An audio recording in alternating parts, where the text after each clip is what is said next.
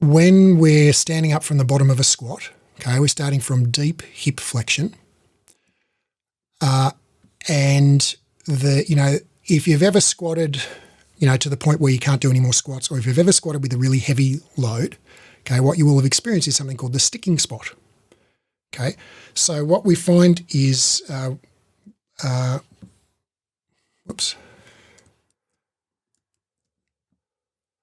when we squat, the hardest part of the squat is a bit below parallel, right? Like that's the hardest part. When you're almost standing up straight, that's fine. When you're right at the bottom, that's relatively easy. It's this bit here that is the hardest part of the squat, okay? And so if you do squats until you can't do any more, or if you just lift a weight that's just a little bit too heavy for you, that's the position where you get stuck, right? So you get all the way to the bottom, heels on your bum, and then you start to rise, but you just can't get past that point, right? You can go, but you just can't make it past, right? That's called the sticking spot. And the reason that's the sticking spot is because basically all of your levers are at maximum length in that position. And so your muscles have really poor mechanical advantage in that position, right? You've just got the worst length tension relationships possible.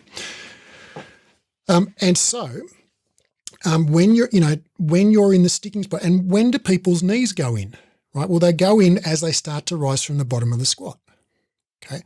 So what if knees going in was a strategy to improve force generation through the sticking spot in a squat, right? What if it was?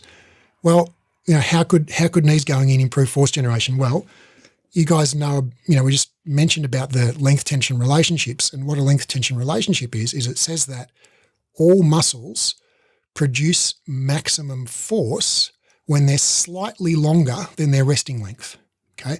When muscles are really elongated or really shortened, they produce less force, okay? And this is true of every muscle.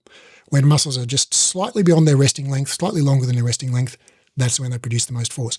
The other thing that whether you know it academically or not, you know it intuitively, is that when you pre-stretch a muscle, okay, it produces more force. Like if I said to you, jump as high as you can, you would squat down a bit before you jumped up. You would stretch out your quads and glutes pre-stretched to jump up. If you were going to throw something, you wouldn't just throw it forwards. You would first stretch your shoulder backwards to stretch out your pecs, etc., before you contract. So pre-stretch increases the force that a muscle can generate. Well, we know that the glutes are hip abductors, right? Well, what if as you're coming up out of that bottom of the squat, you pre-stretch your glutes by adducting, okay? Just like doing that before you throw, right? It's just getting a wind up to get through the sticking spot, right? I've got no evidence for that. It's just a guess, right? Just a hypothesis, okay? But, I think that's an interesting thought. Does that concept make sense to you? Totally. All right, I've got another one for you. You guys have heard of the IT band, the iliotibial band. It's a bit of fascia, really thickened. It's a thickened portion of the fascia that wraps the whole thigh. Okay, and it's the glute max and the TFL, the hip flexor, both insert into this IT band, and then the IT band goes down to goes a lot of places. It goes into your patella, your kneecap. It goes into your tibia, your fibula, your hamstring. It connects into your calf, connects into the femur. It integrates a lot of those lateral parts of the whole thigh, right? So the IT bands are really thick, incredibly thick, and it's there's one paper I've got which has found that it requires about 1,000 kilos of force to deform it by 1%, right? It's incredibly, incredibly strong, right? Just really unbelievably inconceivably strong. 1,000 kilos to stretch it 1%, right? It's crazy. But it is stretchable, right? And so you can store, it's slightly, very, very, it's like an incredibly stiff spring, right? Or imagine the thickest power band you've ever seen, right? Imagine how tough and, how strong it would be, but it's got some degree of give in it, Okay. And so, like, imagine the thickest power band that you ever saw.